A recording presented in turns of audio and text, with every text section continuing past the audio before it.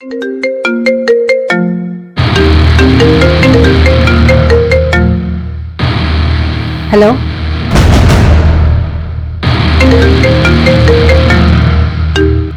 Hello, बोला ना आ रही हूँ, रास्ते में हूँ।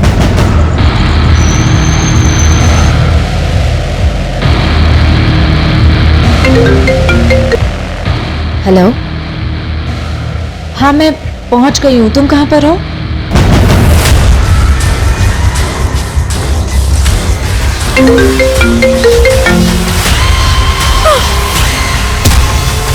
चार फोन कॉल्स और मर्डर।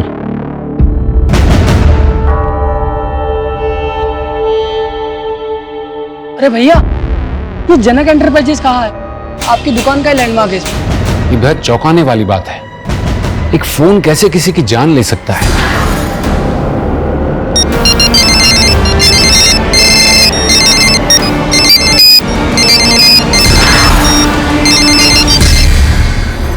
ये इन्वेस्टर ना मेरे लिए बहुत बड़ा सरदर्द है। यार आज के टाइम पे फोन कौन यूज नहीं करता? उसे हर बात मेल पे करनी होती है। अगर अपनी बुटीक के लिए मुझे उससे पैसे नहीं लेने होते ना तो मैं उसका टेंट्रम झेलती नहीं। मम्मा, यहाँ पे बहुत बोर हो रहा है, चलो ना घर। बेटा मम्मा को मीटिंग करनी है ना, मीटिंग के बाद घर चलेंगे। हाँ। नमस्ते, कैसे हैं आप? मैं अच्छा हूँ, आप कैसे हैं? बिल्कुल ठीक है। क्या बात है लीना जी, आप तो टाइम से पहले आ गई। क्यों मजाक कर रहे हैं? आप लेट आए हैं। लेकिन मैंने दूसरा मेल भी किया था, उसमें 3:30 बजे का टाइम लिखा था। ओह आई एम सॉरी, मैंने चेक ही नहीं किया। अच्छा एक बात पूछूं? हाँ, आप फोन क्यों नहीं यूज करते हो? एक्चुअल क्या है कि मेरा राहु भारिया और मेरे एस्ट्रोलॉजर का कहना है कि फोन को टच करना मेरे लिए हार्मफुल है। आप एस्ट्रोलॉजी पर इतना बिलीव करते हो? एस्ट्रोलॉजी में बिलीव करता हूँ, तभी मैं अपने एस्ट्रोलॉजर की बात मानकर ही आपके बुटीक में इन्वेस्ट कर रहा हूँ।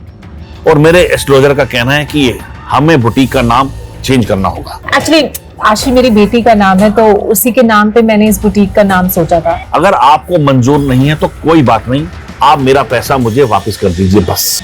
अच्छा आप सुनिए देखिए लीना जी, हमारी डील यहीं पर खत्म। अच्छा ठीक है। आप आपके हस्बैंड का बिजनेस भी काफ़ी अच्छा है, फंडिंग तो वो भी कर सकता है, तो आप ऐसे बाहर इन्वेस्टर्स क्यों ढूंढ रही है? दीदी ये आइडिया तो मुझे भी आ सकता है ना कि मैं अपने हस्बैंड से पैसे ले लूं, पर मुझे उनसे पैसे नहीं लेने क्योंकि मुझे इंडिपेंडेंट बनना है।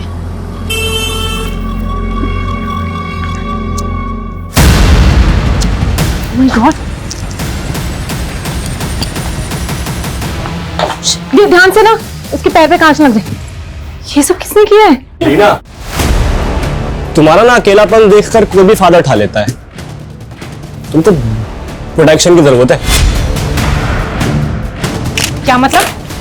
देखो लीना, मेरे पापा ना मुझे दुकान में बैठाना चाहते हैं और मैं करना चाहता हूँ बिजनेस। तुम मुझे अपना पार्टनर बना दो। अच्छा, हाँ, प्रोटेक्ट भी करूंगा। मेरे घर की तोड़फोड़ करके अब तू मसीहा बनने चला है। देखिए एक पुलिस कंप्लेन करूंगी ना, सारी सिक्योरिटी धरी की धरी रह जाएगी तेरी, समझा? चल निकल यहाँ से। क्या कर रहा? तुझे पता है ना इसकी तो जुबान और दिमाग दोनों खराब। अरे क्यों पंगा लेती है इससे? दिमाग खराब है इसका? दिमाग खराब है? देखो मेरे घर की क्या हालत कर दी है इसने। देव, ये सब तूने किया? अरे मैंने थोड़ी किया ये, और तुम मुझे मत करो। तूने मेरी इंसल्ट की है ना, अब तो देख सिल्ली से हाल करूंगा तेरा मैं। धमकी दे रहा है? हाँ, धमकी दे रहा हूँ। देखो, और कह रहे दिमाग से पैदल आइए। देख लीना, उसकी तरफ से मैं हाथ जोड़ के माफी मांगता हूँ। अगर तू उसकी कंप्लेंट कर देगी तो उसकी लाइफ खराब हो जाएगी। प्लीज, आगे से कुछ नहीं होगा ऐसा।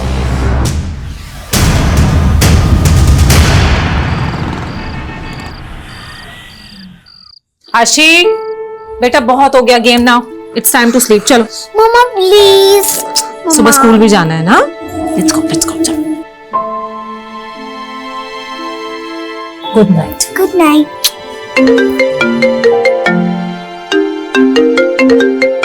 अब फुर्सत मिली है तुम्हें? हाँ, मैं थोड़ा बिजी था। और ये मैं क्या सुन रहा हूँ, घर पर किसी ने तोड़फोड़ की है। तुम्हें किसने बताया? पॉइंट ये नहीं है, पॉइंट ये है कि ये बात तुमने मुझे बताई क्यों नहीं? मैंने सेटल कर लिया हरीश, अब सब ठीक है। क्या सेटल कर लिया? पुलिस को कंप्लेन किया या नहीं? पुलिस में कंप्लेन करने की क्या जरूरत है? फालतू में मैटर बढ़ जाएगा। और वैसे भी कुछ दिनों के बाद तो हम तुम्हारे साथ ही शिफ्ट होने वाले हैं। बस एक बार नोएडा वाला बुटीक ओपन हो जाए। और हाँ यार, तुम लोग जल्दी आ जाओ, तुम्हारे हाथ के खाने को बहुत मिस कर रहा हूँ मैं। अच्छा, सिर्फ खाना मिस करते हो? हाँ, नहीं नहीं, तुम दोनों को भी बहुत मिस करता हूँ। अच्छा एक सेकंड लीना, एक फोन आ रहा है, ठीक है मैं करता हूँ तुम्हें phone. Bye.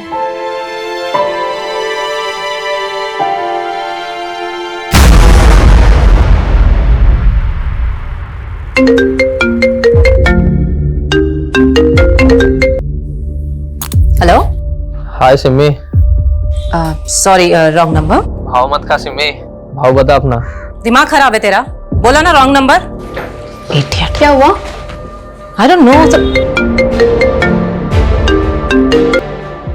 Hello. Hello Rekha, मिल रही हो ना आज रात को?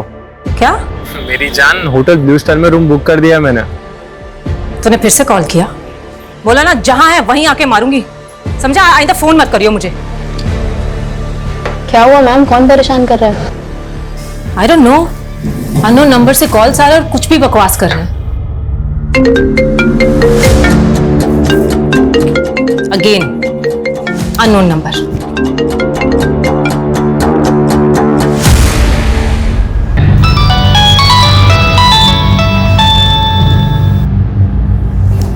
हेलो। हेलो हरीश सर, मैं निधि बोल रही हूँ। लीना मैम आपके साथ है क्या? कैसी बात कर रही हो तुम? लीना मेरे साथ कैसे होगी? मैं तो नोएडा में हूँ। एक्चुअली सर, कल रात को लीना मैम आशी को लेकर मेरे घर आई थी एंड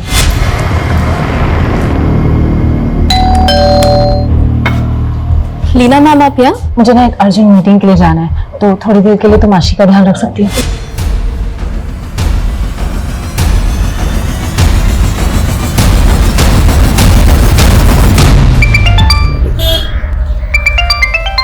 हेलो सागर भाई, आपके घर का डोरबेल खराब है क्या?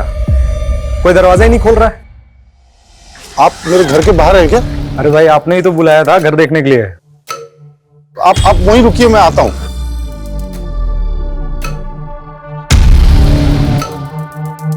सॉरी कमलेश जी, वो वेट करना पड़ा, मैं बुलाता हूँ। अरे आप घर पे हैं? मुझे लगा कोई नहीं है। अब मालती, ये कमलेश जी हैं ब्रोकर, घर बेचने की बात इनसे ही चल रही है। नमस्ते। आइए मैं घर। हाँ,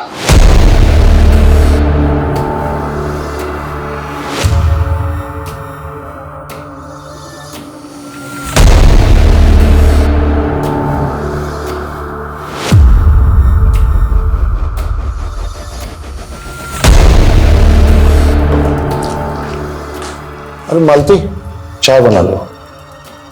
आइए। अरे चाय अभी नहीं पियेंगे, रहने दीजिए। तो सागर भाई क्या डिमांड है, कुछ सोचा है आपने? मार्केट के हिसाब से 50 लाख तो होना ही चाहिए। सागर भाई, वो बात नहीं रही, मार्केट में बहुत डाउन है। 50 लाख कोई नहीं देगा आपके घर का। बहुत ट्राई करूंगा 35 लाख तक। आप बताइए, मगर अगर पार्टी लाया तो थोड़ा कम कर लेंगे ना? हाँ, आप पार्टी लाइए, देखते हैं कुछ। हाँ, सोचिएगा। ठीक है भाभी जी, फिर कभी चाय पीने आएंगे। हाँ चलिए, देखिए आप। हाँ हाँ, एक कुछ। सुनिए, घर बेचे बिना कुछ हो नहीं सकता क्या? नहीं मालती, हमारे पास और कोई चारा नहीं है। पीयूष के इलाज में कम से कम 20 लाख रुपए तो लगना ही है। घर बेचना पड़ेगा। मुझे ये ब्रोकर ठीक नहीं लग रहा। क्यों, क्या हुआ? ये वही है जो मार्केट में मुझे घूरता रहता है। इसे दरवाजे पर देख के मैं बहुत घबरा गई थी।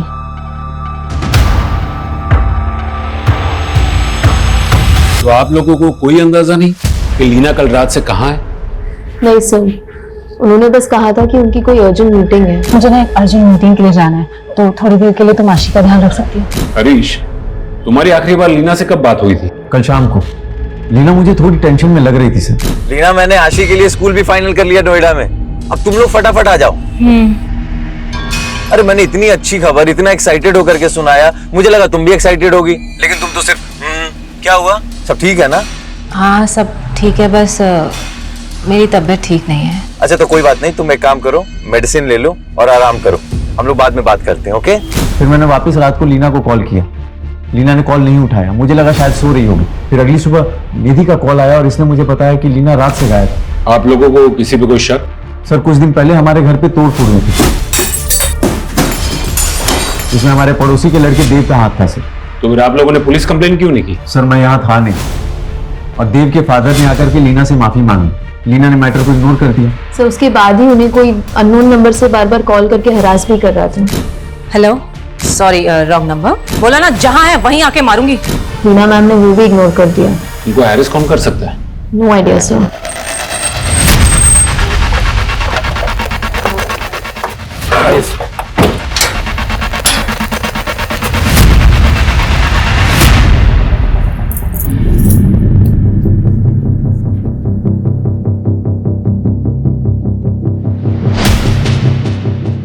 सुमित, आस पड़ोस के लोगों से पूछताछ करो। जी सर। और ये देव कहाँ रहता है? सर यही बगल वाले घर में रहता है। सर लीना को कोई गलतफहमी हो गई थी सर, मेरे बेटे ने उसके घर पर कोई तोड़फोड़ नहीं की। हाँ सब, मैंने कोई तोड़फोड़ नहीं करी, किसी और ने की थी, मैंने देखा था।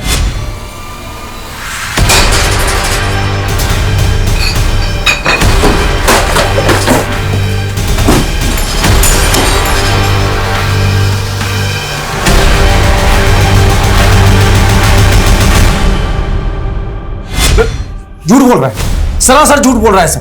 लीना को शक था इस पे। बड़ा ही हीरो बन रहा है साहब। ये आदमी ठीक नहीं है, इसकी बीवी से खुद परेशान थी। अपना घर संभाल पहले तू। क्या बकवास कर रहा है तू?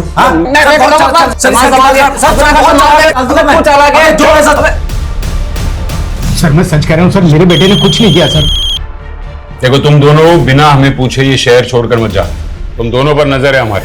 सर शादनगर पुलिस को आज सुबह ब्रिज के नीचे एक लाश मिली थी और कांस्टेबल यादव ने बताया कि वो लाश लीना के हुए से काफी मैच हो गई। क्या हो गया लीना? सर लोकल पुलिस के मुताबिक लीना की बॉडी पर चाकू से कई वार किए गए। रेप की कोई साइन? नहीं सर, लेकिन लीना के लाश के पास उसका फोन मिला था जो कि पूरी तरीके से डैमेज है।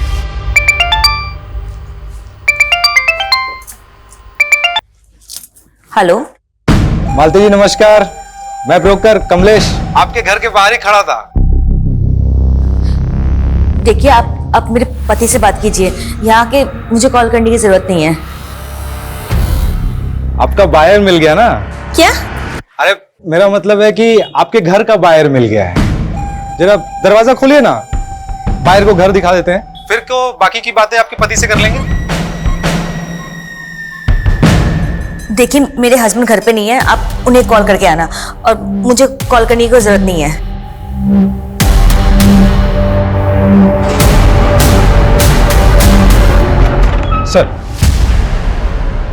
सर ये लीना का सीडीआर है। इसके मुताबिक हत्या वाली रात 11 बजे लीना का फोन साईनगर में स्विच ऑफ हुआ। और निधि ने बताया था कि लीना ने रात 9 बजे उसकी बेटी को उसके वहां ड्रॉप किया और फिर वो किसी मीटिंग के लिए गई थी और रात 11 बजे उसका फोन साईनगर के पास बंद होता है। तो वहां पर क्या वो किसी को मिलने गई होगी? सर ऐसा कोई क्लू नहीं मिल रहा है, लेकिन लीना को लास्ट कॉल उसके हस्बैंड ने किया था रात 11 बजे। ये देखिए। हरीश ने? लेकिन हरीश ने तो कहा था कि लीना ने उसका फोन नहीं उठाया था। सर सीडीआर में ऐसा नहीं है, लीना ने फोन उठाया था, 5 सेकंड की कॉल थी। इसका मतलब है हरीश हमें गलत इंफॉर्मेशन दे रहा है। ये हरीश की कुंडली निकालो। नहीं, रोते नहीं मेरे बच्चे। आप झूठ बोल रहे हो, मम्मा मुझसे इतने दिन दूर रह ही नहीं सकती।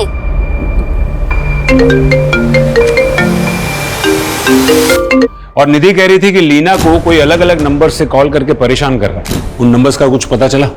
सर लीना के सीडीआर में तो कई नंबर्स हैं, मैं उन सबको इन्वेस्टिगेट करता हूँ, लेकिन सर लीना के मर्डर से पहले उसके हस्बैंड ने कॉल किया था और उससे भी पहले 2 और फोन कॉल्स आए थे लीना को। हेलो, हाँ मैं पहुंच गई हूँ, तुम कहाँ पर हो? कौन है ये दोनों जिन्होंने लीना को कॉल्स किए?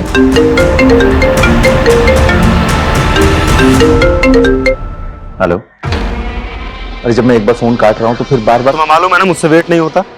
लेकिन मैं तुमसे अभी बात नहीं कर सकता। मुझे पैसे चाहिए अभी। मैं भोपाल में, मेरे आने तक का वेट करो। फिर वेट? एक काम करता हूँ ना, मैं ही भोपाल आ जाता हूँ। अरे तुम समझ क्यों नहीं रहे? अरे मेरी सिचुएशन को और कॉम्प्लिकेटेड मत करो तुम, ठीक है? तुम्हें पैसे चाहिए ना, पैसे मिल जाएंगे, ओके?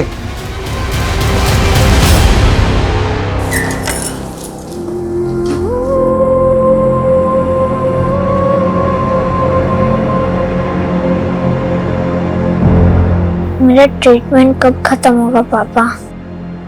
मुझे नेशनल लेवल पे फुटबॉल खेलना है। तुम बहुत जल्दी ठीक हो जाओगे, फिर खूब खेलना। अभी डॉक्टर साहब ने मना किया है ना, तो रेस्ट करो। अभी आते हैं पापा। हैं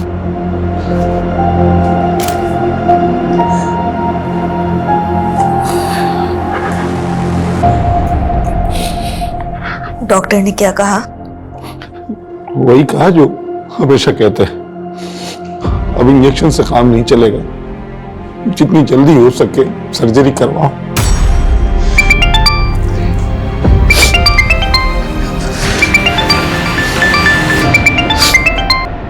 हाँ कमलेश जी, अभी आपको ही याद कर रहा था मैं। एक बात बताइए, जब आपको घर बेचना ही नहीं था तो मेरा टाइम क्यों वेस्ट किया? क्या बोल रहे हैं कमलेश भाई? पता नहीं है आपको? एक लेनदार को लेके आपके घर गया था, पूछिए आपकी बीवी से। उन्होंने दरवाजा तो खोला नहीं, मेरी इंसल्ट की वो अलग। वो पार्टी तो गई, पूरे 35 लाख रुपए देने के लिए रेडी थी। कमलेश भाई 35 में ही बेचूंगा क्या मैं बस? अरे सागर भाई, सपनों की दुनिया में जी रहे हो क्या आप? 35 लाख से 1 रुपया ज्यादा नहीं मिलेगा आपके घर का। ठीक है, तो आप रहने दीजिए, मैं किसी और ब्रोकर से बात कर लेता हूँ। क्या बोला? कोई और ब्रोकर? मेरे छोड़े हुए सौदे पे ना कोई दूसरा ब्रोकर हाथ भी नहीं डालता है। तू समझता क्या अपने आपको? तमीज से बात करिए आप। मुझे तमीज सिखाएगा तू? हाँ, अब तो तू घर बेच के दिखा।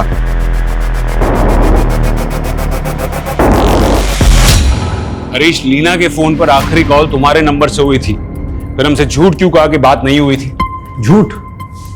ये क्या बोल रहे हैं आप? सुमित, ये लीना की कॉल रिकॉर्ड तो ये साफ बता रहा है कि लीना ने तुम्हारा कॉल उठाया था।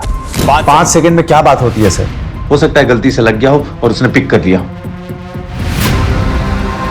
उस दिन तूने लीना को फोन किया था, उससे पहले 3 और लोगों का फोन आया था। हेलो, बोला ना आ रही हूँ, रास्ते में हूँ। हाँ मैं पहुंच गई हूँ, तुम कहाँ पर हो? ये पुरुषोत्तम, ये अजमल और ये सुनी, इनमें से किसी को जानता है? सर ये पुरुषोत्तम है, ये हमारा लैंडलॉर्ड है और कुछ दिन पहले ये लीना को फोर्स कर रहा था घर खाली करने के लिए। सर, मैंने लीना शर्मा से सिर्फ अपना घर खाली करने के लिए कहा था। देखो लीना, मेरा घर है, मैं कभी भी खाली करवा सकता हूँ। पुरुषोत्तम जी, ऊंची आवाज करने से एग्रीमेंट बदल नहीं जाएगा। वैसे भी एग्रीमेंट में 3 महीने बाकी हैं और 3 महीने के बाद मैं अपने हस्बैंड के साथ शिफ्ट होने वाली हूँ। मुझे मेरा घर 15 दिन में खाली चाहिए। ये क्या चल रहा है पुरुषोत्तम जी? ये कह रहे 15 दिन में घर खाली करो। करना ही पड़ेगा। पहले मैं घर खाली नहीं करने वाली, 3 महीने के बाद ही खाली करूंगी। पुरुषोत्तम दीक्षित, ये तुम्हारे कॉल रिकॉर्ड्स, और इस कॉल रिकॉर्ड से सोनू सिंह का नंबर मिला है और उसी से तूने लीना का मर्डर करवाया ना? नहीं सर, लीना के मर्डर के बाद से ही सोनू गायब है। देख सच बोल, वरना उल्टा करके तोड़ूंगा। सर मैंने मर्डर नहीं करवाया है। मैंने सोनू को लीना के घर पर पत्थर वगैरह फेंकने के लिए कहा था ताकि वो डर जाए और घर खाली कर दे। और जब वो डरी नहीं तो उसे बुरी तरह से मरवा दिए। नहीं सर, मैंने सोनू को मर्डर करने के लिए नहीं कहा। सोनू कहाँ है? मुझे नहीं पता सर। जब तक ये सच नहीं बोलता तब तक इसे यहाँ बिठा कर रखो। लीना के सीडीआर में हमें इनके नंबर्स मिले हैं। पॉसिबल है कि इनमें से कोई लीना को फोन करके परेशान कर रहा था। तुम्हें इनमें से किसी पर डाउट है?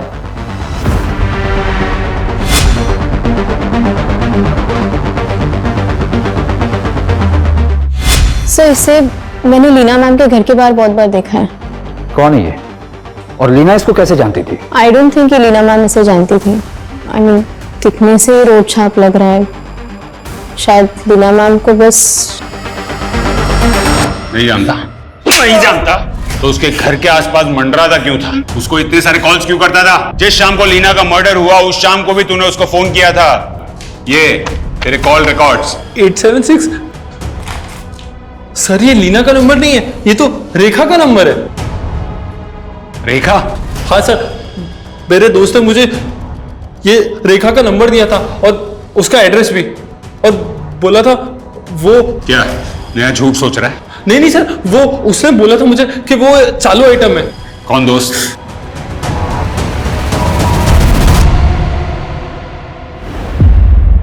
आप फोन क्यों नहीं यूज करते हो? एक्चुअल क्या है कि मेरा राहु भारिया और मेरे एस्ट्रोलजर का कहना है कि फोन को टच करना मेरे लिए हार्मफुल है।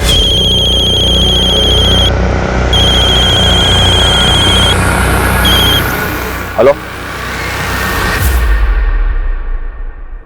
बेटा, अब कैसी तबीयत है आपकी? पापा, मैंने ना एक सपना देखा। अच्छा, क्या देखा बेटा? मैंने सपने में देखा कि मैं नेशनल टीम में सिलेक्ट हो गया और आप मुझे अपने कंधे पे बैठा के सेलिब्रेट कर रहे हो। मेरे फ्रेंड्स, नेबर्स सब मेरे लिए चीयर कर रहे हैं। तुम्हारा सपना जरूर पूरा होगा बेटा। लेकिन पापा, अगर मेरा सपना पूरा हुआ तो मैं मर जाऊंगा। क्या बोल रहे हो बेटा? ऐसे नहीं बोलते। मेरे सपने में ऐसा ही हुआ। जब सब मेरे लिए चीयर कर रहे थे तो मुझे अटैक आया और मैं। ऐसा नहीं बोलते बेटा, तुम्हें कुछ नहीं होगा। मुझे घर बेचना पड़े, अपने आप को बेचना पड़े, तुम्हारी सर्जरी करवाऊंगा। तुम्हें नेशनल टीम के लिए खेलना है। तुम्हें देश के लिए अपने पेरेंट्स का नाम रोशन।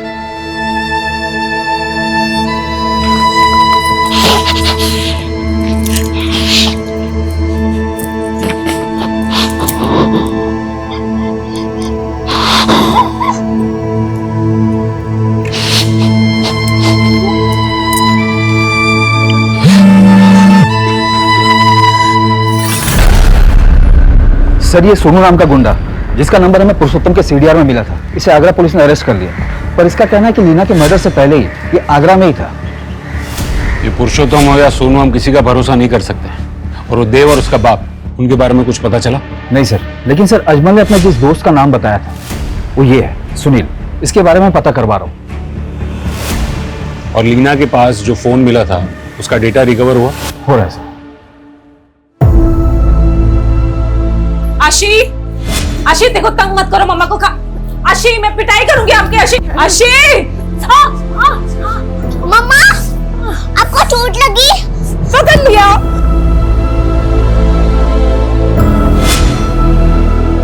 अब खाना क्यों नहीं खा रहे आशी बेटा? मुझे आपसे बात नहीं करनी। आशी बेटा देखो, निधि आंटी ने बोला था कि आप झूठ बोल रहे हो। आई नो बेटा, आई नो। देखो निधि आंटी की तरह ना पापा भी आपसे सब सच बोलना चाहते हैं। सच ये है बेटा कि मम्मा कभी वापस नहीं आएगी। क्यों? क्यों मम्मा वापस नहीं आएगी? क्योंकि मम्मा भगवान के घर चली गई। क्यों भगवान ने अपने घर मम्मा को बुला लिया?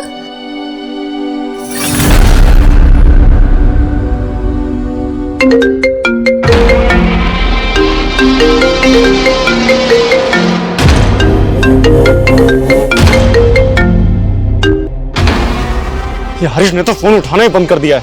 ना पैसा दे रहा है ना मुलाकात। इसके तो। ये अजमल, यही वो सुनील है ना जिसने तुझे लीना का नंबर और एड्रेस दिया था? हाँ सर। तूने लीना की सुपारी अजमल को ये कहकर दी कि वो रेखा है? नहीं सर, मैंने कोई सुपारी नहीं ली। मैंने भी कोई सुपारी नहीं दी सर। लेकिन मुझे तो फंसा दिया ना, ये कह के वो रेखा है, पर सर तो कह रहे कि वो लीना है। लीना? सर उसने तो मुझे सिमी कहा था। क्या लगा रखा है तुम दोनों ने? सर बताता हूँ सर, दरअसल वो नंबर मुझे मेरे फ्रेंड ने दिया था सर। ये क्या करके ये उसके आइटम का नंबर है सिमी का। कौन है वो? बोलो।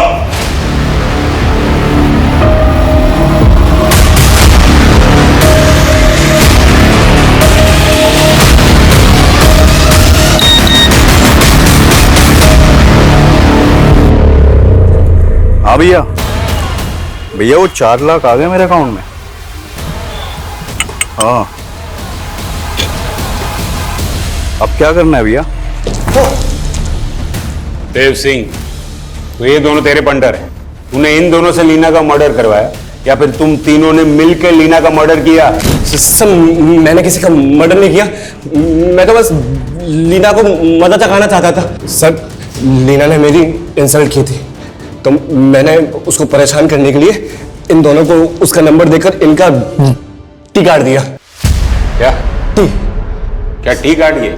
सर टी नहीं, सी। इसकी जुबान खराब है, ये सी को टी बोलता है। इसने तुम्हारा सी काट दिया या तुम तीनों ने मिलकर लीना को काट दिया? सर गीता पे हाथ रखवा लो, मजाक कर सकता हूँ, मर्डर नहीं। सुमित, अगर ये तीनों सच नहीं उगलते हैं तो इनका टी और सी क्या, A to Z सब काट डालो।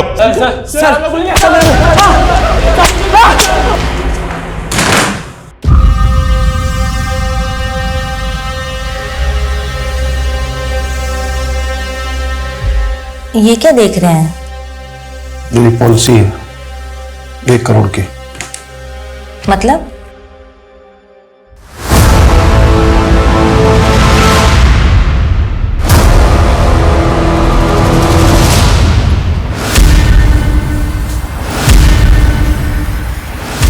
भैया 4 लाख आ गया।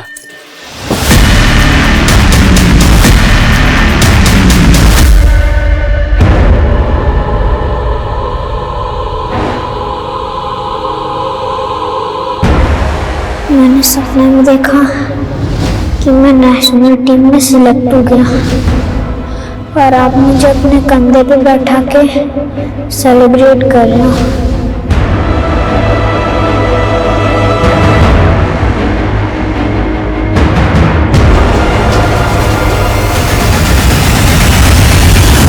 सर, हमने हरीश के बारे में पता किया। उसने 1 साल पहले नोएडा में एक शू फैक्ट्री खोली थी और वहीं किराए के मकान में रहता है। और ये लीना यहाँ भोपाल में रेंट पर रहती थी। सुमित, ये मियाँ बीवी के अलग रहने की कोई और वजह तो नहीं थी? सर, हरीश का कहना है कि अपना बिजनेस सेट करने के बाद लीना को अपने पास बुलाना चाहता था, लेकिन ये हरीश तो नोएडा में अलग ही रहने के लिए मना रहा था। मतलब अफेयर था उसका? आपको कोई राइट नहीं है हमें इस तरीके से परेशान करने का, लेकिन हमारे पास राइट है। अगर हम किसी को पसंद करते हैं ये राइट या रॉन्ग की बात तुम्हारी बीवी को की थी? वो जानती थी तुम दोनों के बारे में? नहीं, मैंने उसे कभी पता ही नहीं चलने दिया। पता चलने नहीं दिया या फिर उसने पता लगा लिया? तुम दोनों का झगड़ा हुआ और तुमने इस वरुण के लिए उसको मरवा दिया? ऐसा कुछ भी नहीं किया मैंने। मैं अपनी बीवी लीना से भी प्यार करता था, मेरी बेटी है। तू लीना से प्यार करता था, लेकिन ये वरुण, तुझे तो लीना से जेलसी होगी ना? मुझे इससे कोई इशू नहीं था, मैं तो बस इसका पेड पार्टनर था। Paid partner? हाँ, ये मुझे पैसे देता था। I am his choice. मुझे इसके मैरिड लाइफ से कोई मतलब नहीं था।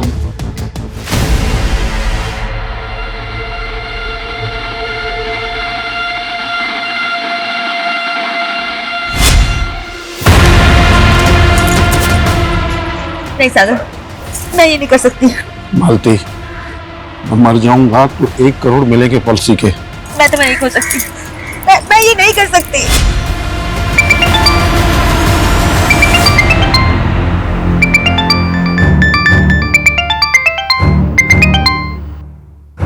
अरे क्यों मुझे फेस करने से डर रही है मालती?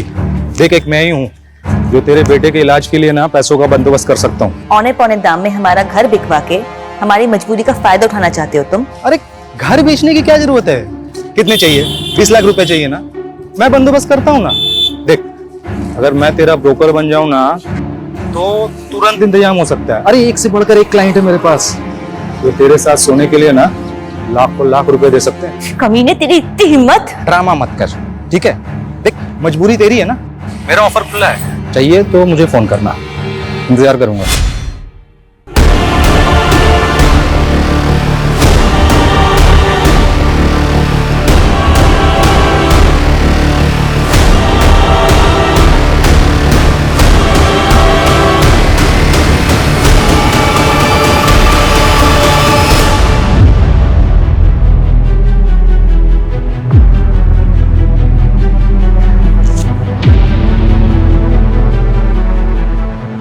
सागर, आपको परेशान होने की जरूरत नहीं है। पीयूष के इलाज के लिए पैसों का इंतजाम हो जाएगा। पैसों का इंतजाम हो गया है मालती, अगले हफ्ते तक पैसे आ जाएंगे। कहाँ से? अभी घर तो बिक नहीं रहा था तो 50 लाख में फैक्ट्री बेच दी मैंने। लीना का पति हरीश, वरुण, देव, अजमल, सुनील, पुरुषोत्तम और सोनू, ये सभी के सभी प्राइम सस्पेक्ट्स हैं। इनमें से कोई भी लीना का कातिल हो सकता है। मुझे इन सभी की बारीक से बारीक डिटेल्स चाहिए। सर,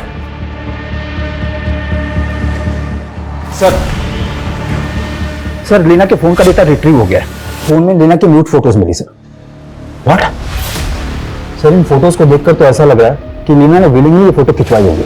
लेकिन लीना अपनी ऐसी फोटो क्यों खिंचवाएगी? इन फोटोज का सोर्स क्या है? और ये फोटोज लीना के फोन से ही खींची गई थी या? ये सभी डाउनलोडेड फोटोज हैं सर, जो लीना की फोन गैलरी में मिली। लीना का मेल बॉक्स, मैसेजेस और सोशल मीडिया अकाउंट सब चेक करना होगा। मैं साइबर सेल से कांटेक्ट करता हूँ। शायद लीना को कोई ब्लैकमेल कर रहा हो। शायद लीना के मर्डर की वजह ये फोटोज ही हो।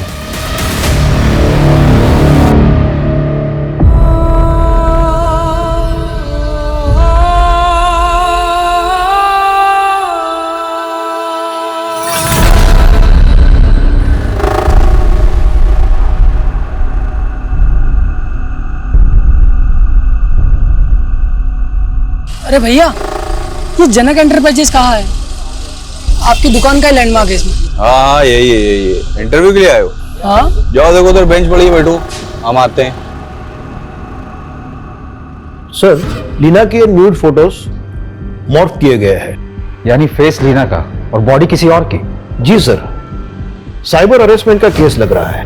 लीना ने अपने फोन पे एक फेक लोन ऐप इंस्टॉल की थी और ऐप इंस्टॉल करते समय उसने अपनी फोन की gallery, phone, SMS, camera, microphone, location सबका एक्सेस दे दिया था।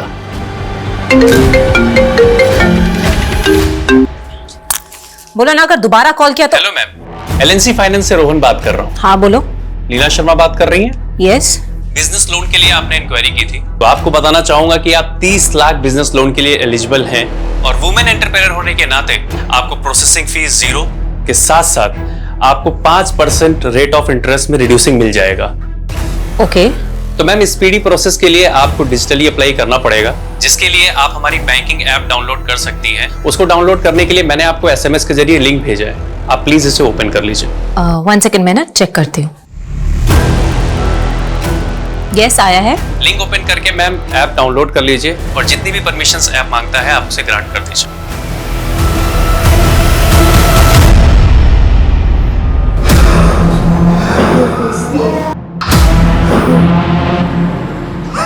सागर, क्या हुआ आपको? आइए बैठते हैं वहां पे। सागर, सागर, सागर क्या हुआ?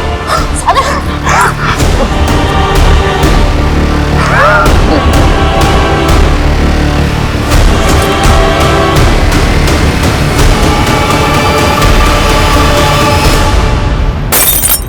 सर, वो फेक बैंकिंग ऐप एक हफ्ते पहले प्ले स्टोर से रिमूव कर दी है और मैंने ये भी कंफर्म किया कि लीना के साथ में कोई भी बैंकिंग फ्रॉड नहीं हुआ था। तो क्या यही लीना का मर्डर है रोका?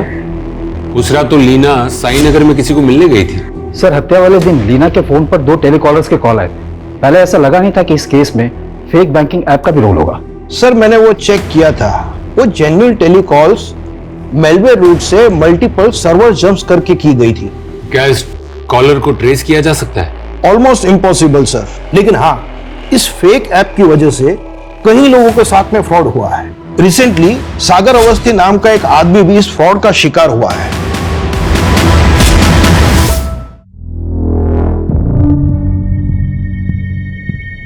तो फोन देना जरा, सिम नॉट वर्किंग दिखा रहा है। कॉल सेंटर पे फोन कर दो। सर, हमारे रिकॉर्ड में साफ लिखा है आपका नंबर किसी और सिम में एक्टिवेटेड है। नहीं, मैंने अपना सिम चेंज ही नहीं किया। सर, आपने आपका सिम डीएक्टिवेट करने के लिए केवाईसी डॉक्यूमेंट भी सबमिट किया था। नहीं, ऐसा कुछ नहीं किया मैंने। सर, आपने अपना केवाईसी डॉक्यूमेंट रिसेंटली कहीं सबमिट किया था?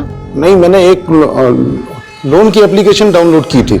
सागर ने जब वो फेक ऐप डाउनलोड की थी तो ऐप वालों को सागर के फोन का एक्सेस मिल गया था और सागर के केवाईसी डॉक्यूमेंट्स का मिसयूज करके सिम स्वैप कर चुके थे, जो सागर के बैंक अकाउंट से लिंक था और सारे के सारे ओटीपीज उन फ्रॉडस्टर्स के पास भी जा रहे थे।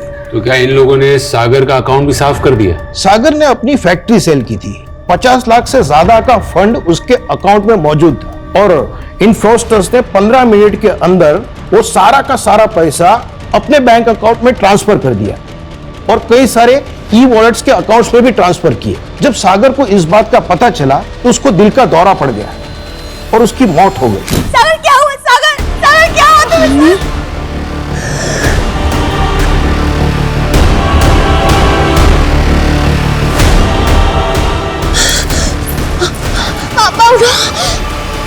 ये सारा पैसा सागर अपने बेटे के इलाज में लगाने वाला था, लेकिन इलाज नहीं होने के कारण उसके बेटे की भी मौत हो गई। ये दिखने में नेचुरल मौत है, लेकिन मर्डर कंसिडर होगा। वो सारे दूसरे अकाउंट्स और ई वॉलेट्स किसके थे? इसमें सागर का सारा पैसा ट्रांसफर किया गया। सर, बहुत सारे फेक आईडीज थे इंडिया के अलग अलग शहरों से। ये देखिए सर, अकाउंट से सारे पैसे विड्रॉल करके वो सारे अकाउंट्स बंद कर दिए, लेकिन सर ई वॉलेट के पैसे टीवी, फ्रिज और ऑनलाइन आइटम्स के परचेजिंग में इस्तेमाल किए गए थे। इसमें से एक ई वॉलेट तो भोपाल का ही है, कीर्तन सिंह, लेकिन ये अनट्रेसेबल है। इस कीर्तन सिंह के अलावा और भी 2 ई वॉलेट्स हैं, एक नीरज और रवि नाम के 2 लड़के हैं, लेकिन वो दोनों भी अनट्रेसेबल है। ये ई वॉलेट से अगर टीवी, फ्रिज वगैरह सब खरीदा गया है तो कहीं ना कहीं तो डिलीवर हुआ होगा। नहीं सर, अभी तक कहीं पे भी कुछ भी डिलीवर नहीं हुआ है। डिलीवरी एड्रेस क्या मेंशन किया इन लोगों ने?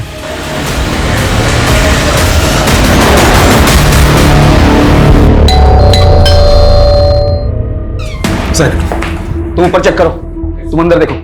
अरे सर बात क्या सर, ये सब क्या हो रहा है सर? रवि, कीर्तन और नीरज कहाँ हैं? उन लोगों ने ऑनलाइन ऑर्डर मंगवाया ना? Online order? अरे नहीं सर, और ये रवि, नीरज, कीर्तन ये कौन है सर? मैं नहीं जानता इनको। हम उन पर भरोसा नहीं कर सकते, वो शायद जानते होंगे उन फ्रॉडस्टर्स को। सर, उन लोग ने अपने ऑनलाइन ऑर्डर कैंसिल कर दिए। क्या? हाँ सर, और उन लोग ने कैंसिल ऑर्डर का रिफंड मनी अपने ई वॉलेट अकाउंट में ट्रांसफर नहीं किया सर। तो सर, उन लोग ने अपने ऑनलाइन पोर्टल के यूजर आईडी से एक टेम्पररी ई वॉलेट अकाउंट में ट्रांसफर किया और वहां से उन लोग ने दूसरे ई वॉलेट अकाउंट में ट्रांसफर कर दिया। ये तो ई वॉलेट की लंबी चेन बनाकर रखी है इन लोगों ने। इसका मतलब है वो डिलीवरी एड्रेस भी रैंडम होगा, क्योंकि ये लोग प्रोडक्ट खरीदना नहीं चाहते, ये लोग ऑर्डर कैंसिल करके वो रिफंड रोटेट करना चाहते हैं। हाँ सर, ये लोग पैसा इधर उधर घुमाने के लिए ऐसे ही हथकंडे अपनाते हैं। ये ई वॉलेट अकाउंट्स तो वो लोग फोन से ही ऑपरेट करते होंगे, उन फोन्स के IMEI नंबर्स तो ट्रेस कर सकते हैं। हाँ सर, हमने कई सारे IMEI नंबर ट्रेस पे डाले हुए हैं, लेकिन अभी तक कोई भी नंबर ट्रेस नहीं हुआ है। ये नंबर तभी ट्रेस हो सकता है जब ये लोग अपने फोन में नया सिम डालने की गलती करेंगे। ये लो तुम लोग का कमीशन। अब एक नए नंबर से बैंक अकाउंट खोलो, इस बार मोटा पैसा आएगा। ठीक है भाई।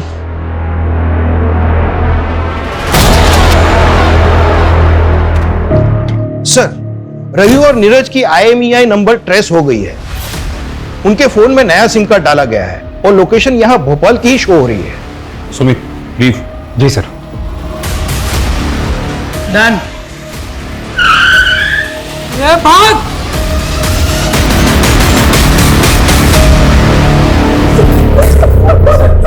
चला, मोबाइल दो, मोबाइल दो। अभी फटाफट उगलने लगो, चलो।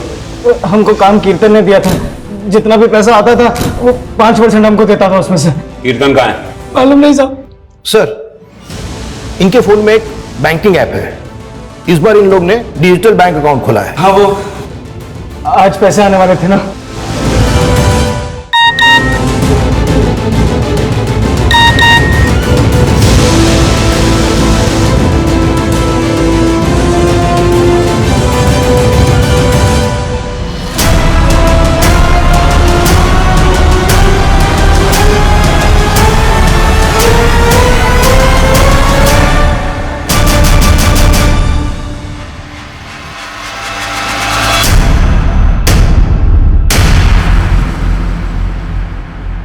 जामतारा का है ना तू?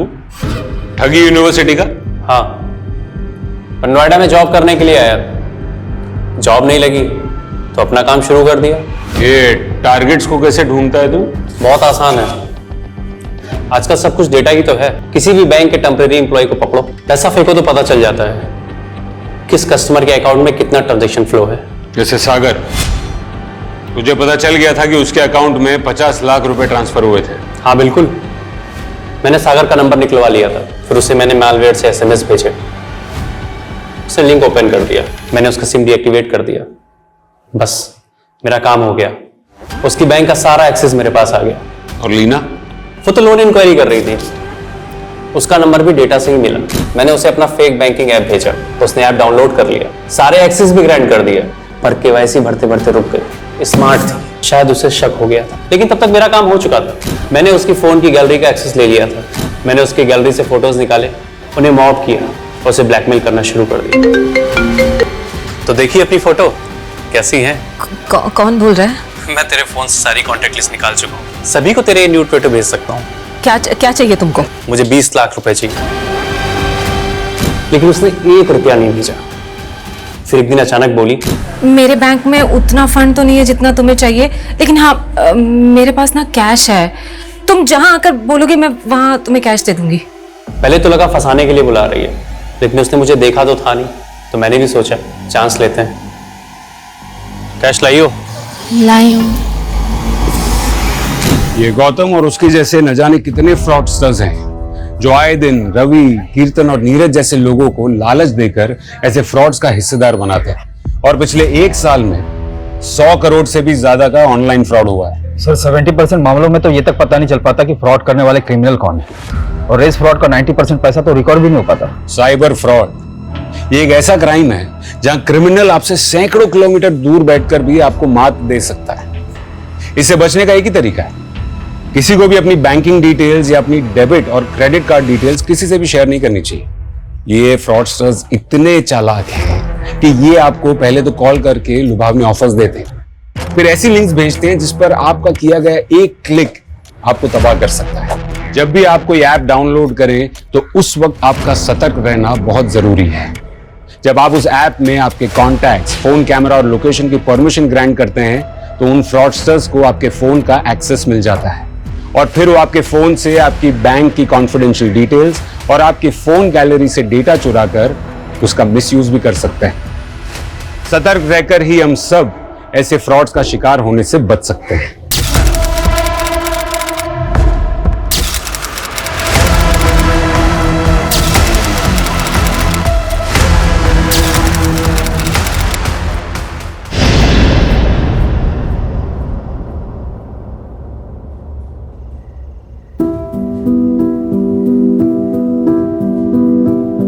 चल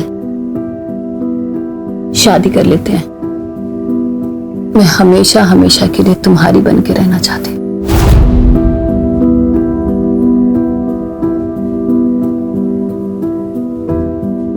चल कर लेते हैं, पर तुम्हें आशीष को डिवोर्स देना होगा।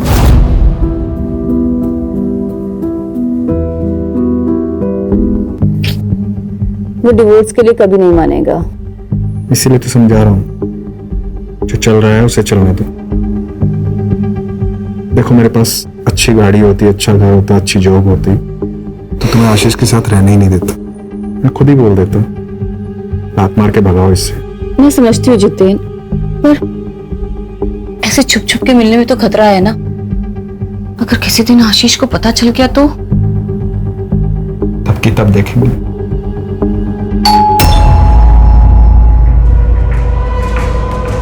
हे भगवान, वो आज इतनी जल्दी कैसे आ गए?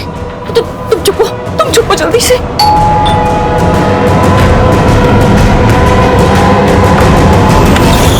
घंटी सुनाई नहीं देती क्या? कब से कंट्रोल करके खड़ा हूं।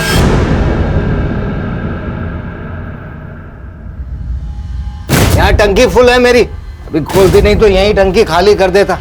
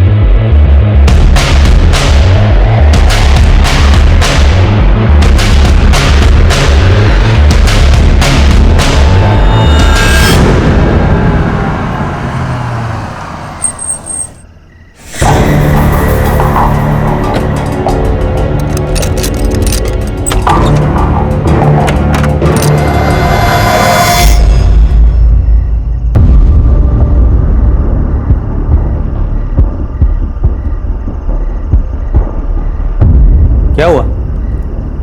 सब लोग ऐसे क्यों देख रहे हैं? मैं कोई चोर हूं क्या? हम कब से तुम्हारा इंतजार कर रहे हैं। 2 साल हो गए तुम्हें जॉब छोड़े हुए, अब तक तूने दूसरी जॉब भी नहीं पकड़ी।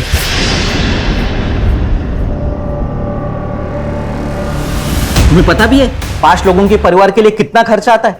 देख, मैं अकेले इस घर का खर्चा नहीं उठा सकता। तो मैंने कब मना किया है? जब भी जॉब लगेगी ना, सारे पैसे लौटा दूंगा। जैसे आवारों की तरह घूमने से जॉब नहीं मिलती, उसके लिए हाथ पैर मारने पड़ते हैं। दिन भर है ना काम के लिए बाहर घूमता हूँ, अगर इतना लग रहा है ना तो तुम्हारे कमाई का एक निवाला नहीं खाऊंगा कल से। मुझे पता है जॉब कैसी ढूंढी जाती है, ज्यादा भाषण देने की जरूरत नहीं है। देख अक्षय, तू कल से घर में पैसे देना शुरू कर दे, नहीं तो चला जाए यहां से। चला जाऊं? ऐसे कैसे चला जाऊं? ये घर है ना हम दोनों के नाम पे, मैं नहीं जाने वाला। आपको पता भी है इस घर में जीना मेरे लिए कितना मुश्किल हो गया है, जहां बात बात पर जताया जा रहा है कि हम पर एहसान किए जा रहे हैं। मैं कुछ नहीं जानती, आप इनके पैसे दे दीजिए, नहीं तो हम ये घर छोड़कर चले जाएंगे।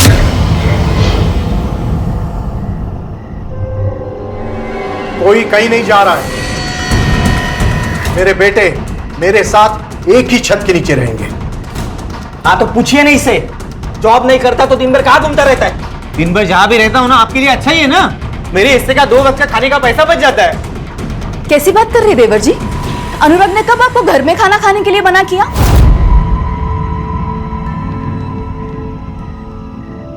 तो फिर किसी को क्यों जानना है मैं दिन भर क्या करता हूं, कहां रहता हूं? पापा आप ना हमें हमारा हिस्सा दे दीजिए। बस दोबारा मुझे ये बात नहीं सुननी।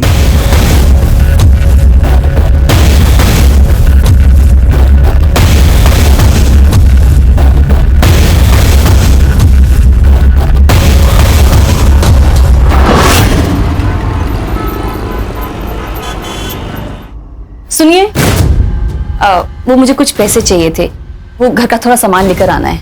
अभी 2 दिन पहले ही तो दिए थे 1000 रुपए। सुनो, क्या 2 दिन पहले? हाँ, जैसे तुम्हारी दारू महंगी हो रही है ना, घर गृहस्थी का सामान भी महंगा हो रहा है। दारू पीने के पैसे हैं तुम्हारे पास, पर घर गृहस्थी के सामान के लिए पैसे नहीं है। हाँ नहीं है पैसे, कर ले जो करना है। मैं तुम्हें जाने नहीं दूंगी, मुझे पैसे चाहिए, मतलब पैसे चाहिए। हाथ छोड़, हाथ छोड़। अरे सुनो,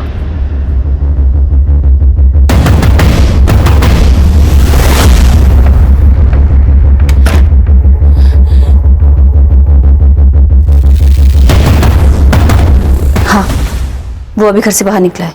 ठीक है।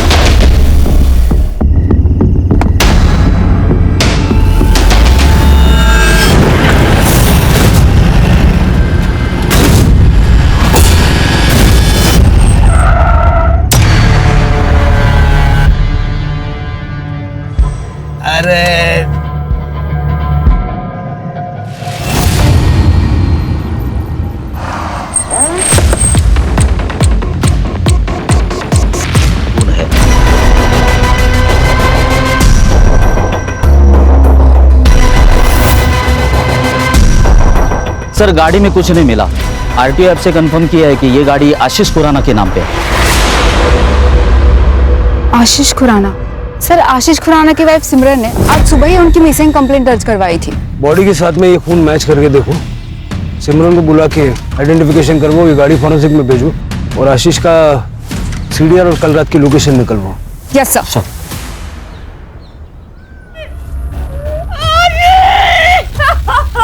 तृप्ति,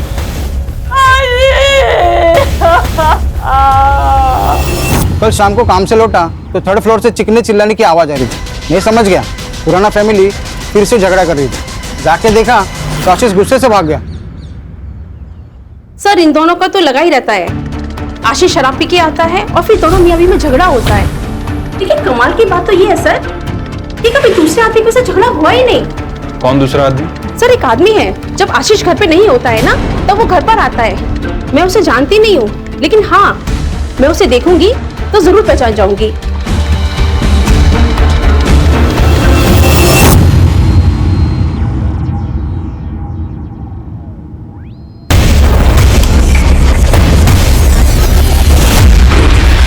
तो आपके हस्बैंड मिस्टर आशीष खुराना उस शाम को 7 बजे घर से बाहर निकले थे और फिर वापस लौटे ही नहीं। जी सर,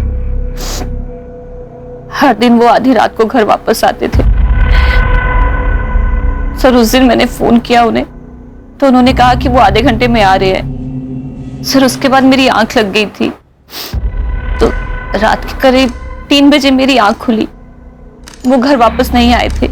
मैंने उन्हें फोन किया, पर सर सुबह तक उनका कोई रिस्पॉन्स नहीं आया। फिर सर मैं पुलिस स्टेशन चली गई। देर रात तक घर से बाहर रहने की क्या वजह थी? काम? नहीं सर, उन्हें शराब पीने की लत लगी हुई थी। शुरू में वो घर पर ही शराब पीते थे। जब मैंने रोका तो बाहर जाने लगे, और फिर हर दिन वो नशे की हालत में घर वापस आते थे। काम क्या करते थे वो? सर वो बैंक में जॉब करते थे। 2 साल से उनके पास कोई जॉब नहीं थी, तो हमने पड़ोसियों से सुना है कि जब आशीष घर पर नहीं होते थे तो अक्सर आपको एक व्यक्ति मिलने के लिए आया करता था। कहीं ऐसा तो नहीं कि उस व्यक्ति के साथ मिलके आपने आशीष को? व्यक्ति? सर आप ये क्या कह रहे हैं? आप मुझ पे मेरे पति की मौत का इल्जाम लगा रहे हैं। फिर आप ये इन पड़ोसियों की बातें सुनकर मुझ पे इल्जाम लगा रहे हैं। सर इनका तो काम होता है किसी के लिए कि कुछ ना कुछ कहना। सर ये तो बस जले पे नमक छिड़कते हैं।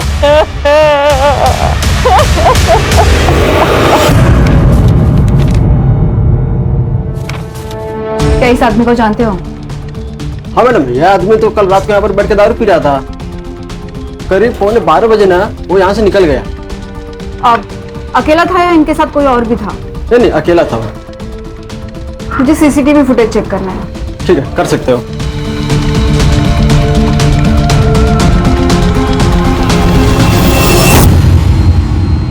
सर हमने बार का सीसीटीवी फुटेज चेक किया और जैसे मैनेजर ने हमें बताया वैसे ही आशीष बार में अकेला ही ड्रिंक कर रहा था और 11:45 को आशीष बार से अकेला ही निकला और आशीष के लोकेशन डिटेल के अनुसार वो नॉन स्टॉप ट्रैवल कर रहा था वहां तक जहां पर हमें उसकी बॉडी मिली, जो कि एक सुनसान जगह है। आशीष अकेला गाड़ी चला रहा था, इसका मतलब किसी ने रास्ते में उसे रोका और उस पर हमला किया। ये 12 तारीख की रात का मालजीपाड़ा का डंप डेटा निकल हुआ। Yes sir. Sir PM report और फॉरेंसिक रिपोर्ट आ गई है। सर रिपोर्ट के हिसाब से उसकी मौत 12 तारीख की रात 12 से 13 तारीख की सुबह 3 बजे के बीच में हुई। मल्टीपल स्टैबिंग और एक्सेसिव ब्लड लॉस, और सर उसके लंग्स में धुएं के ट्रेसेस नहीं मिले, मतलब कि उसे मारने के बाद जलाया गया। और सर फॉरेंसिक में कुछ खास नहीं है, उसकी कार में उसके अलावा किसी के फिंगरप्रिंट नहीं है।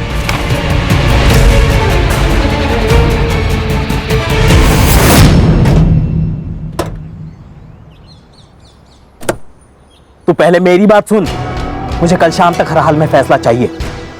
तू बस टाइम बोल, मैं पहुंच जाऊंगा। हाँ ठीक है।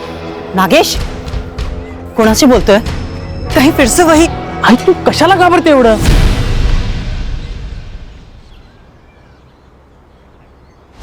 अरे दे, मैं सब पिक कर दूंगा। चल ठीक है, बाय।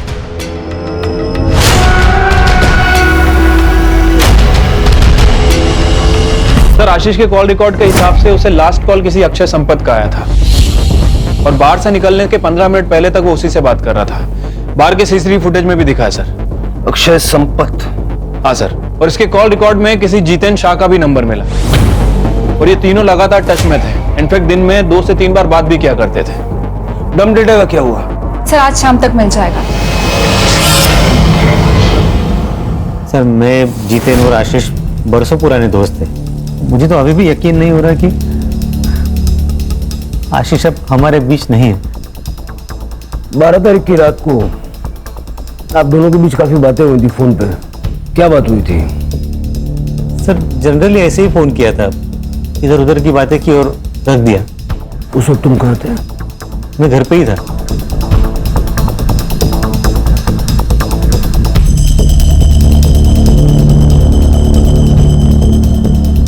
हाँ कदम, ठीक है सर। ये जीतेन के पेरेंट्स का कहना है कि 13 अक्टूबर को वो सूरत गया था काम के सिलसिले में। मर्डर के नेक्स्ट डे बाहर चला गया। उसको फोन करके बुलवाओ और ये अक्षय की स्टोरी चेक करो।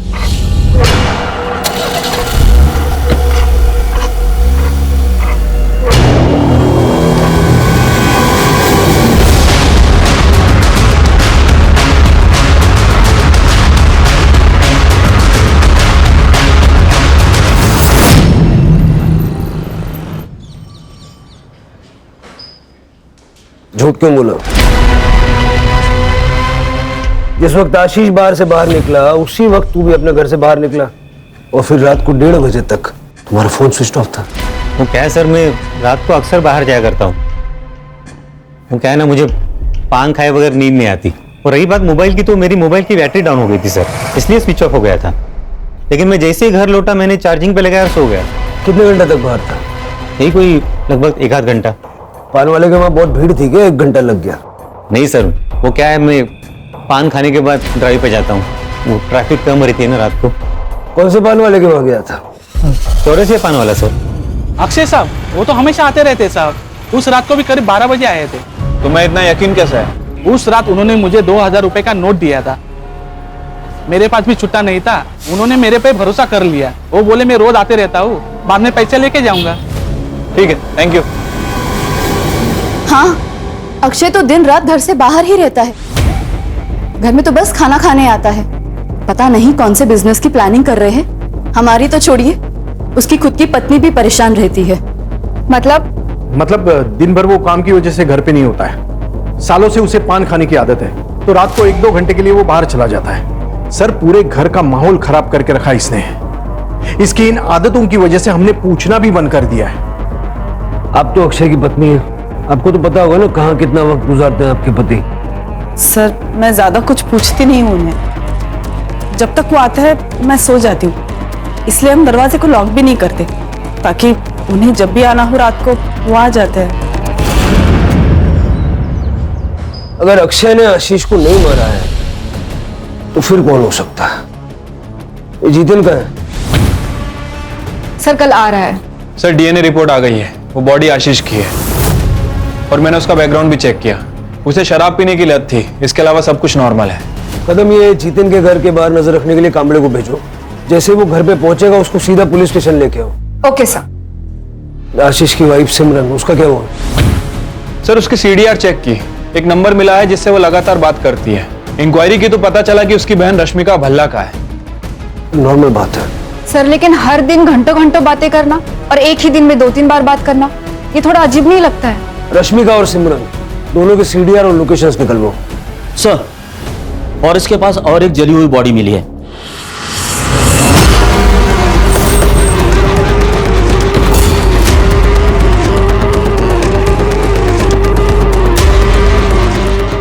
बगा जरा।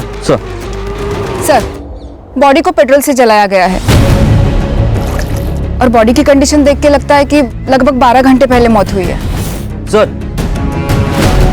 गाडीमध्ये काहीच सापडलं नाही। ये गाडी अक्षय संपत के नाम पे है। परिवार वालों को बुला लो।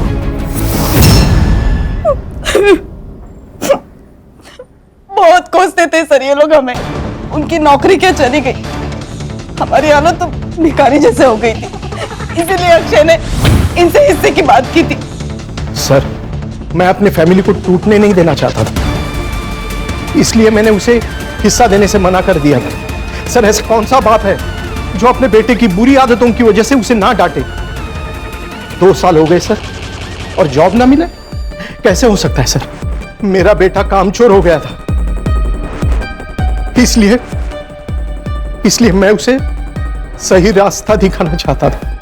घर तुम्हारी इनकम से चल रहा था तो घर में भी तुम्हारी चलती होगी। बिल्कुल नहीं सर, भाई था वो मेरा। और सर, कभी कभी समझाने के लिए सख्त रवैया अपनाना पड़ता है, और वैसे हम लोग सब प्यार से ही समझा रहे थे उसको सर।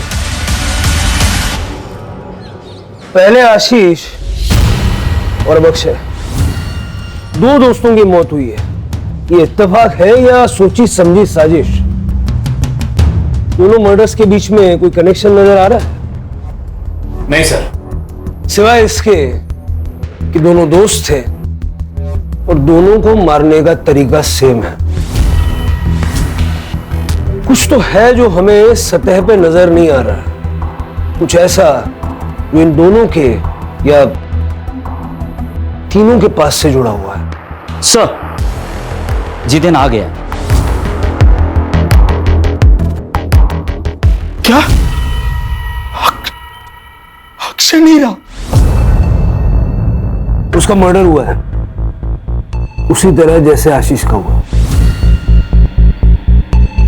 जब ये सब हुआ तुम कहाँ थे? सर डायमंड के बिजनेस में हाथ आजमाना चाहता था। सूरत गया था अपने कजिन के पास, उसका डायमंड पॉलिशिंग का काम है। तुम्हारे अक्षय और आशीष के बीच में रिश्ते कैसे थे? तीनों गहरे दोस्त थे सर, एक दूसरे के बहुत करीब। लेकिन अब तो मैं अकेला।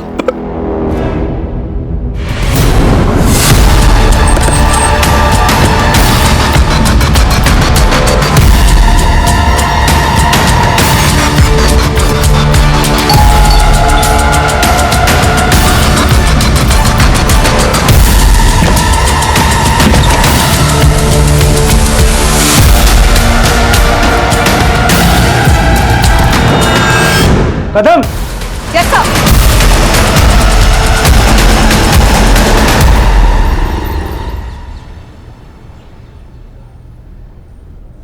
तुम्हारे साथ क्या हुआ था?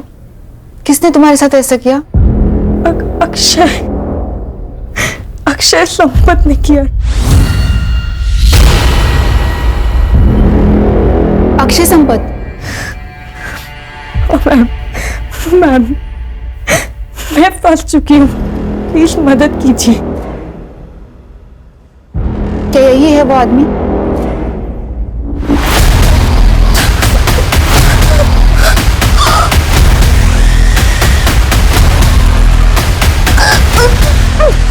सर प्लीज आप बाहर जाइए।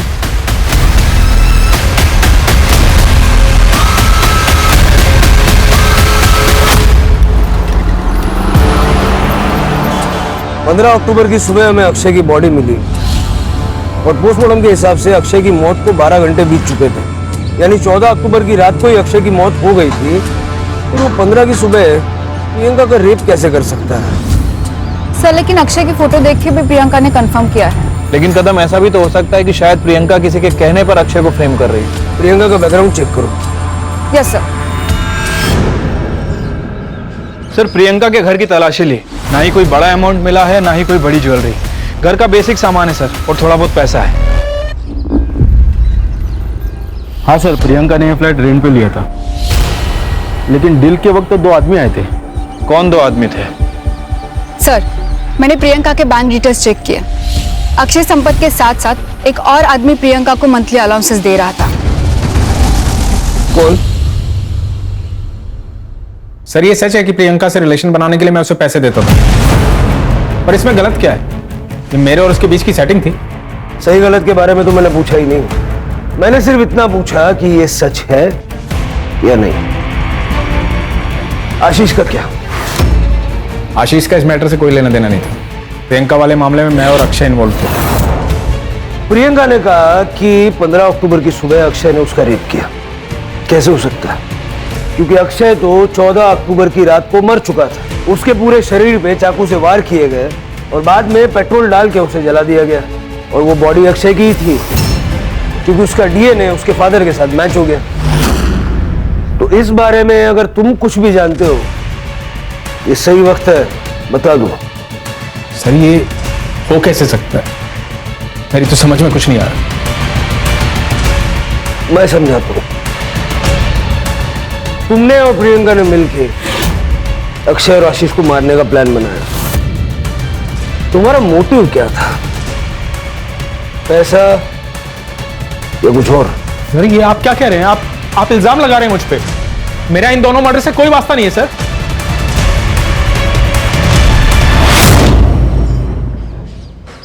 सर आशीष, जितेन और अक्षय हैं। इन तीनों की दोस्ती के अलावा एक और कनेक्शन है इन तीनों से रिलेटेड।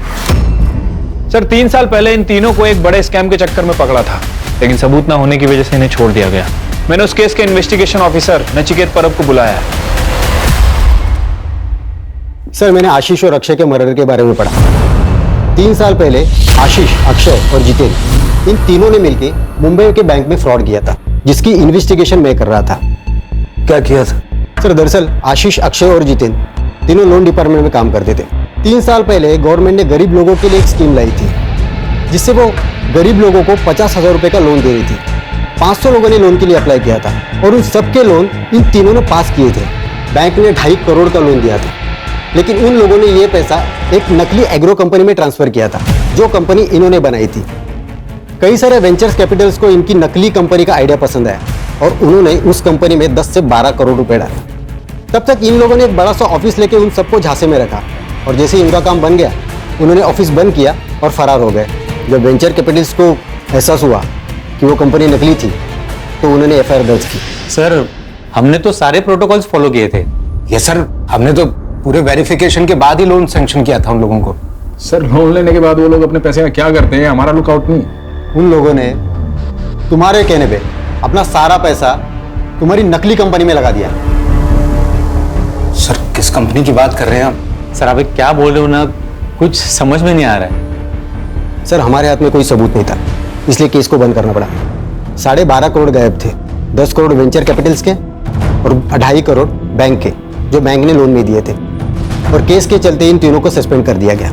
सबसे इंटरेस्टिंग चीज ये है कि इतना बड़ा घपला करने के बाद भी कहीं कोई प्रूफ नहीं मिला। सर क्योंकि उन्होंने अपने या अपने फैमिली के नाम पे कुछ भी नहीं रखा था। उन्होंने नकली नाम, नकली एड्रेस, नकली पैन कार्ड और नकली आधार कार्ड से उस कांड को अंजाम दिया था। और रजिस्टर ऑफ कंपनी में भी उन्होंने किसी को घूस खिला के अपनी कंपनी रजिस्टर करवाई थी, इसलिए किसी ने अच्छे से कंपनी की जांच पड़ताल भी नहीं की। तो ये थी वो मिसिंग कड़ी। तो तुमने जितेन की मदद इसलिए की ताकि वो अक्षय और आशीष को मार के उनका सारा पैसा हथिया सके। मैंने कुछ नहीं किया है, मैं तो खुद एक विक्टिम हूँ। पापा अक्षय और जितेन अंकल के लिए काम करते थे। उनकी डेथ के बाद मैं और मम्मी बहुत अकेले हो गए थे। मुझे अपनी आगे की एजुकेशन के लिए पैसे चाहिए थे। मैंने जितेन अंकल को कहा, उन्होंने मुझे बुलाया और मेरा फायदा उठाया। बाद में अक्षय अंकल ने भी यही किया। तुम्हारी कहानी पे कैसे यकीन करें? अक्षय की 14 तारीख की रात को मौत हो गई थी, फिर 15 तारीख की सुबह को वो तुम्हारे साथ कैसे हो सकता है? मैं कसम खा के कहती हूँ, मैंने कुछ भी झूठ नहीं बोला है। उस दिन सुबह अक्षय ही था। कल हॉस्पिटल से डिस्चार्ज मिलेगा, शहर छोड़ के नहीं जाना। ये जितेन अभी भी प्रियंका की बिल्डिंग में जाता है सर, और जिस दिन प्रियंका हॉस्पिटल में थी ये उस दिन भी उस बिल्डिंग में गया था। पैसे ढूंढने गया होगा। सर हमने तो फ्लैट को बहुत अच्छे से चेक किया था, हमें तो पैसे नहीं मिले सर। सिमरन से मिलने गया होगा। ये बिल्डिंग में तो रेगुलर जा रहा है और बिल्डिंग के सीसीटीवी में इसे देखा भी गया, लेकिन किस फ्लैट में जाता है ये बताना बहुत मुश्किल है। सर रश्मिका के सीडीआर रिपोर्ट आ गया है, सेम पैटर्न है। सिमरन से कॉल, दिन में कई बार और लंबे समय तक बातें की है। ये रश्मिका रहती कहाँ है? सर आपकी बहन का और आपका रजिस्टर्ड एड्रेस सेम कैसे हो सकता है? वो आपके साथ रहती है? नहीं सर, सर मैंने मेरी बहन के नाम से एक सिम खरीदा था। पिछले साल तक वो यहीं रहती थी, फिर उसकी शादी हो गई और वो यूएस चली गई। वो नंबर आप कौन यूज करता है? जितेन। सर जितेन और मैं एक दूसरे से प्यार करते हैं। आशीष को पता ना चले इसलिए जितेन वो नंबर यूज करता था। ये जितेन का और आपका रिश्ता कब से चल रहा है? 2 साल से सर। जब भी आशीष बाहर जाता था तो मैं जितेन को घर बुला लेती थी। इसीलिए आपने और जितेन ने कोर्ट में शादी के लिए रजिस्टर किया है? सर मेरी और आशीष की शादी तो 6 महीने में खत्म हो गई थी। आशीष को मेरे साथ रहने में कोई इंटरेस्ट नहीं था। उसकी शराब पीने की लत, रोज की लड़ाई, सर मैं थक चुकी थी। और इसी दौरान मुझे जितेन मिला और मैं जितेन से अट्रैक्ट हो गई। और इसीलिए आप दोनों ने मिलकर उसे रास्ते से हटा दिया ताकि आप दोनों आसानी से शादी कर सकें। नहीं सर, नहीं।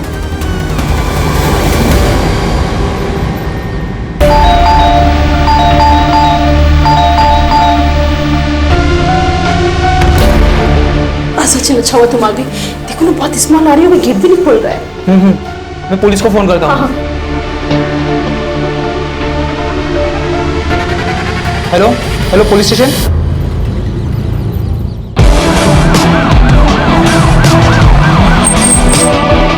अरे चला बाजू लगा, बाजू लगा बैठकर। सर ये मकान मालिक है, इन्होंने फोन करके मुझे बुलाया था। दरवाजे के अंदर से बदबू आ रही थी सर, हम आपके आने का इंतजार कर रहे थे इसलिए हमने दरवाजा नहीं खोला। एक चाबी होगी ना आपके पास? खोल लीजिए।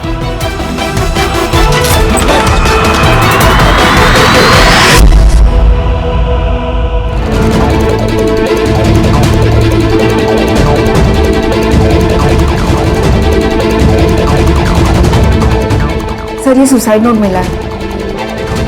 पुलिस को सब कुछ सच बताने के बाद भी पुलिस मुझे ही मर्डर्स का जिम्मेदार मान रही है। जब पुलिस ही गलत इल्जाम लगाएगी तो मैं किसके पास मदद के लिए गुहार लगाऊं? मैं पूरी तरह निराश हो चुकी हूँ, इसलिए मैं अपनी जिंदगी खत्म कर रही हूँ। सर आशीष और अक्षय की मर्डर की इन्वेस्टिगेशन कहाँ तक पहुँची है? देखिए इन्वेस्टिगेशन अभी चल रही है, अभी कुछ कह नहीं सकते। आप लोग कुछ कहते ही क्या है सर? 2 लोगों का मर्डर हो चुका है और दोनों के ऊपर 12 करोड़ की लूट का इल्जाम है। एक लड़की ने सुसाइड कर लिया, चाहे तो आप उसको बचा सकते थे अगर आप अपना काम ढंग से करते तो, लेकिन आप लोगों ने ऐसी कोई कोशिश नहीं की। जवाब दीजिए सर। मैम अभी इन्वेस्टिगेशन चल रही है, जो भी अपडेट होगा हम आप लोगों को बता देंगे। प्लीज चलिए आप लोग। सर आइए। सर आप रात को सुकून की नींद कैसे सो पाते हैं जानते हुए कि आपकी वजह से किसी की मौत हो गई है? क्या आपको बुरा नहीं लगता इस बात का? जवाब दीजिए सर, हम सब जानना चाहते हैं इस बारे में। आप लोग प्लीज चलिए। लेकिन सर हमारे सवालों का क्या? मैडम आगे बात चला।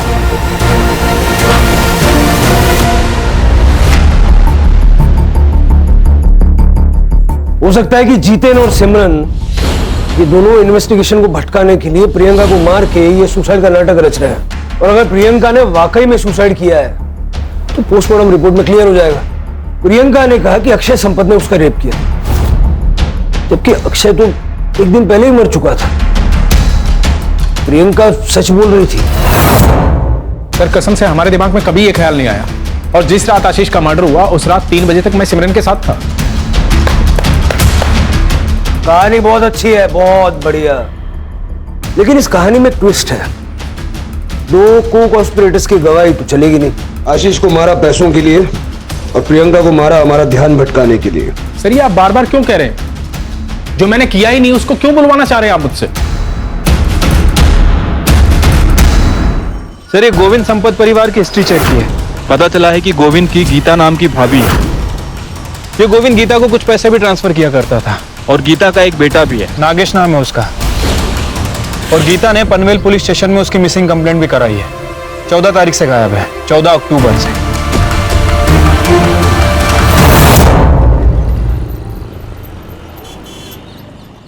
नागेश की किसी के साथ कोई दुश्मनी वगैरह थी क्या? नहीं तो। 14 अक्टूबर को नागेश कहाँ गया था? उस दिन उसने शाम को मुझे फोन किया था और मुझसे कहा कि उसे आने में देरी होगी। मैंने उससे पूछा भी क्यों? उसने कहा था वो घर आके मुझे खुशखबरी देगा, लेकिन वो नहीं आया। कदम, नागेश की गाड़ी की डिटेल्स ले लो। यस सर, नागेश के सीडीआर रिपोर्ट के अकॉर्डिंग उसे 14 अक्टूबर की शाम को थाने के किसी पीसीओ से फोन आया था। सर जब मैंने उसकी लोकेशन डिटेल्स चेक की तो उसने पनवेल से लेकर थाने तक ट्रैवल किया है। और सर इंटरेस्टिंग बात तो यह है कि उसकी आखिरी लोकेशन वहां पर मिली है जहां पर हमें अक्षय की जली हुई बॉडी मिली। इसका मतलब यह है कि या तो अक्षय ने नागेश को मार दिया और ये दिखाया कि मर्डर अक्षय का हुआ है, और या तो फिर नागेश ने अक्षय को मार डाला और वहां से निकल गया। देखो, और नागेश का मोबाइल ट्रैक करो।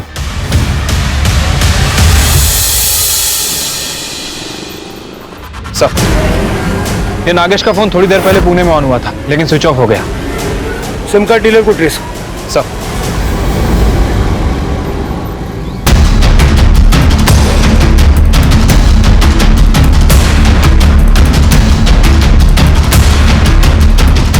इनमें से कौन था? सर ये था।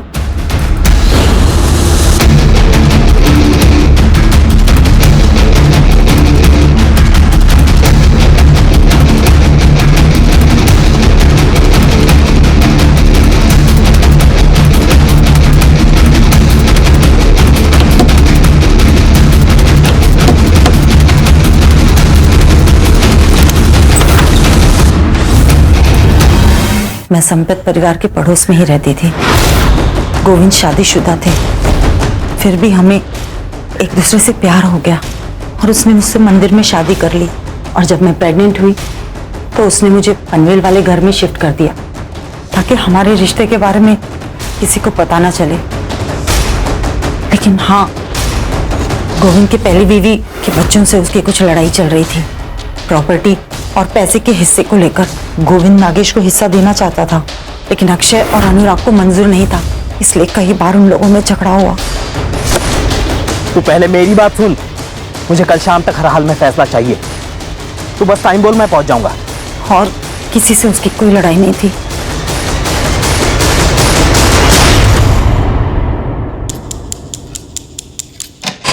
मुझे ये बताओ 12 तारीख की रात को क्या हुआ था?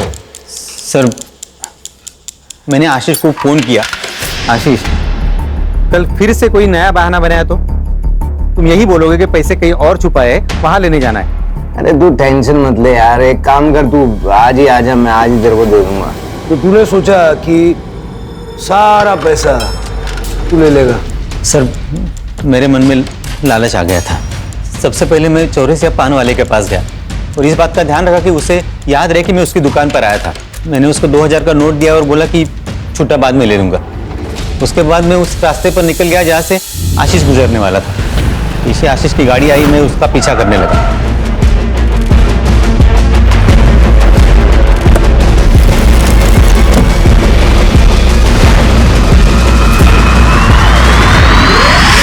सर बैंक के फ्रॉड से हमें 12.5 करोड़ रुपए मिले थे। वो सारे पैसे हमने आशीष के पास रखे थे। नीरज और मैं बार बार उसे कह रहे थे कि हमें हमारा पैसा दे दे ताकि हम भी हमारी जिंदगी में आगे बढ़े, लेकिन वो हमेशा हमारी बात टाल देता था। साहब ये अक्षय आशीष को कुछ नहीं बोलता था, मैं ही उसके पीछे पड़ा रहता था। मैं कहता था अरे जब पैसा है और उसे इस्तेमाल नहीं कर सकते तो क्या फायदा। मुझे नहीं पता था ये कमीना उसे मार देगा। तू भी कोई बड़ा दूध का धुला नहीं है, समझा ना? Control control. पैसा कहाँ छुपा है? सर ये सब करके मैं घर आ गया और पैसे गिनने लगा। तब मेरा भाई अनुराग, उसने मुझे देख लिया। मुझे उसे सब बताना पड़ा। तब अनुराग ने मुझे एक आइडिया दिया।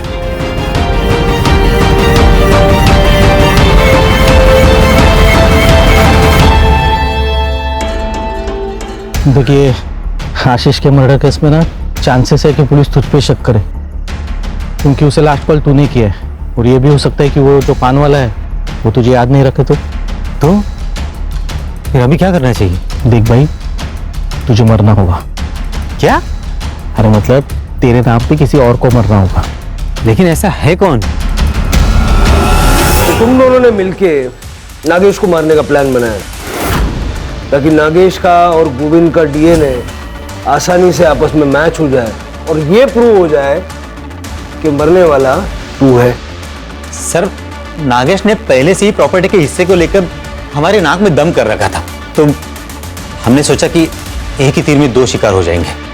14 अक्टूबर को हमने नागेश को फोन करके ये कहा कि हम लोग उसे प्रॉपर्टी के हिस्से में शरीक करने को तैयार है। उस बारे में बात करने के लिए हमने उससे थाना बुलाया। तब तक अनुराग ने पुणे में मेरे लिए टैक्सी ड्राइवर के जॉब का इंतजाम करके रखा था। तो मैं प्रियंका को उसी हालत में छोड़कर पुणे चला गया।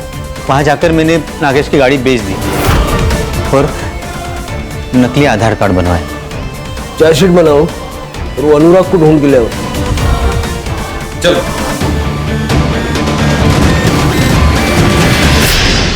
इतने गरीबों को लूटा, बैंक को बेवकूफ बनाया, करोड़ों रुपयों का गबन किया, अंत में क्या मिला? पैसा जरूरी है, लेकिन अनैतिक रूप से कमाया हुआ पैसा क्या वाकई आपके काम आ सकता है? सर जैसे आपने बताया था, मैंने प्रियंका के होम टाउन का एड्रेस निकाल के उसकी माँ को पानीपत में खबर पहुंचा दी है और उनको ये भी बताया है कि उनकी बेटी कॉल सेंटर में जॉब करती थी।